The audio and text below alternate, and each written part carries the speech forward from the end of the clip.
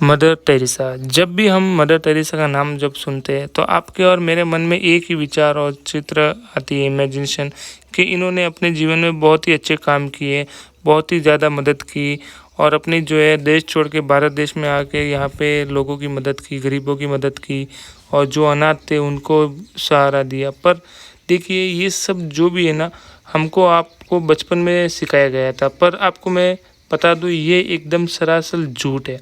और इन्होंने जो काम किए ना, इसकी उनको सज़ा नर्क से भी बदतर जो है मिलनी चाहिए। देखो क्या है, मैं आपको सब बताता हूँ विस्तार से।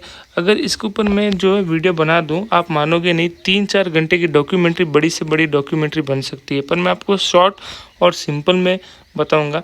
देखिए मदर टेरेसा जो है यहाँ पे जब भारत में आती है तो अनाथ आश्रम और लोग जो भी यहाँ पे गरीब वगैरह होते हैं तो उनके लिए मैं कोलकाता में मिशनरीज एक ऐसा अनाथ आश्रम खोलती है जहाँ पे बूढ़े बच्चे, लेडीज़ सब यहाँ पे इनको यहाँ पे भर्ती करा देते हैं। फिर ये क्या करती है ना, ये उनको मतलब इंजेक्शन देती है जहाँ पे एक ही इंजेक्शन से 10-10, 20-20 लोगों को इंजेक्शन दिया जाता है और ये उनको ठीक से रहने नहीं देती।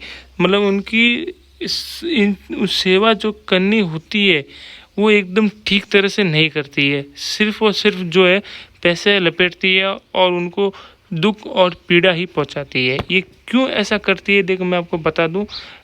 क्रिश्चियंस धर्म, ईसाई धर्म में जो है ये बहुत ही मानती थी। जब ये छोटी थी ना तब से ये ईसाई धर्म को इतना मानती थी और इसके तरफ से ये मानना था कि जीसस को जितना दुख और पीड़ा उन्होंने सहन की, जो हमारे इंसानों को मतलब ह्यूमैनिटी को बचाने के लिए जो जीसस ने अपनी तरफ से जो पीड़ा और जो वो क्रॉस में लटके थे और उनको बहुत टॉर्चर किया था, तो इनका ये मानना है कि जब जैसे जीसस को टॉर्चर किया था, जैसे उन्होंने पेन में आए थे, तो ऐसे जो लोगों को भी पेन पहुंचना ज़रूरी है। और देखिए इनका जो विश्वास था ना, अंधविश्वास से कहीं और ज़्यादा पहुंच गया था।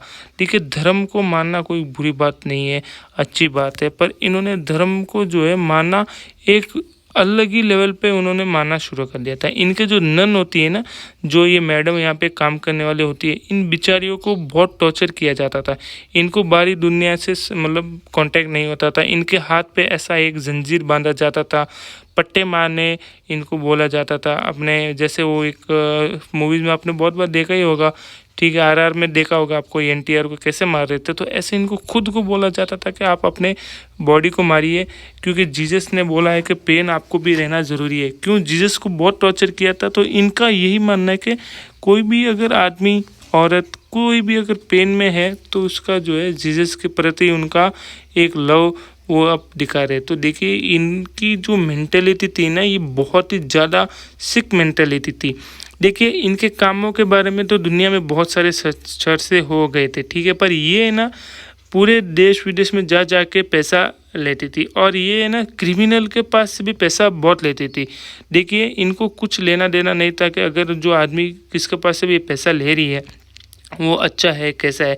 इन्होंने एक बार एक ऐसे क्रिमिनल से पैसा लिया था जिन्होंने 75,000 गरीबों से पैसा लिया था। एक बड़ा स्कैम करके उन्होंने गरीबों की जो है मतलब पैसा हड़प के, और मदर टेरेसा जो है उनके पास जाके पैसा लेती। इनको बस पैसे से मतलब था। और जब इनको पूछा गया था कि आपने वो पैसा लिया, आपको पता है कि वो स्कैम किया हुआ पैसा और आप अपने ये मतलब ऑर्फनेज में यूज़ करोगे, तो उन्होंने बोला ऐसा कुछ नहीं है, मेरे को पता नहीं, जो उन्होंने किया है उसके लिए उनको भगवान जो है माफ़ कर देगा। और इनको बहुत ही लाइटली में ले लिया। और जब भोपाल का गैस ट्रेजरी हुआ था तब भी इन्होंने बोला कि ये कुछ नहीं है, मतलब भगवान का जो है पेन तो सबको पहुंचना चाहिए, बस जो भी ये भोपाल के गैस ट्रेजरी में जो आरोपी है बस उनको फॉरगिव कर दो।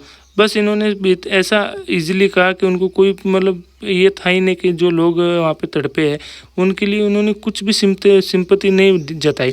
और जब जब एक अपने इंडियन थे यूएसए से अनुपम चैटर्जी आए थे यहाँ पे, उन्होंने इनका जो काम देखा था बहुत ही इम्प्रेस हो गए थे इनसे।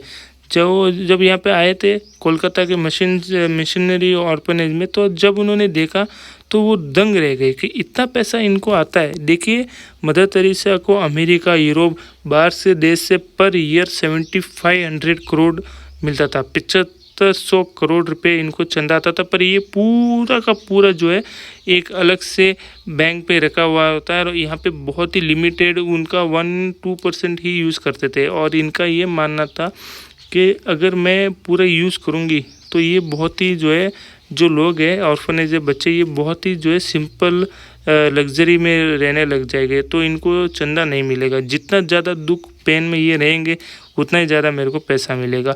तो ये उनको जानबूझ के जो है मरने देते थे। एक 15 साल की लड़की थी, ठीक है, उसको एक ऐसी बीमारी हो गई थी जो कि स्प्रेड हो सकती थी। तो इन्होंने मदर टेरेसा ने क्या किया, उसका इलाज नहीं करा।